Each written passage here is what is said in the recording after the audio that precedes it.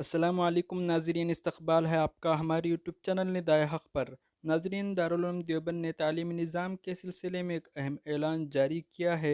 क्या इस ऐलान की वजह से इंतज़ार की घड़ियां ख़त्म हो गईं या और इंतज़ार करना पड़ेगा? चलिए जानते हैं, ऐलान समात फरमाएँ। मजलिस तालीमी मुनाक़िदा 21 शव्वाल उल मुकर्रम 1442 हिजरी बरोज़ जुमेरात तालीमी निज़ाम शुरू करने पर गौर व ख़ौज़ हुआ। सूरत हाल का बगौर जायज़ा लिया गया।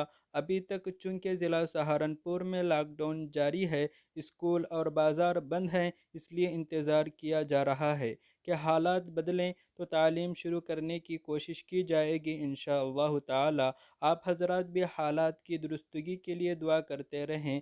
दस्तखत हज़रत मौलाना मुफ्ती अबुल कासिम साहिब नौमानी दामत बरकातुहुम, मुहतमिम दारुल उलूम देवबंद। नाज़रीन, आप इस ऐलान के सिलसिले में क्या राय रखना चाहते हैं, कमेंट्स बॉक्स में बताएं। अगर आपको ये वीडियो अच्छी लगी है तो वीडियो को लाइक करें, चैनल को सब्सक्राइब करें। अस्सलामु अलैकुम व रहमतुल्लाहि व बरकातुहू।